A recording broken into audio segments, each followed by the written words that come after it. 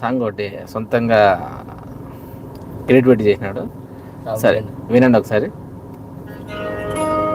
అడగని ప్రశ్నలే నా గుండెలు అలజడి, చెప్పని మాటలే నా గొంతులో గందరగోళమీ నెడను వెతుకుతూ కాలమే కరిగిపోతుంటే మిగిలేది మాత్రం ఈ మౌనపు గాయమే.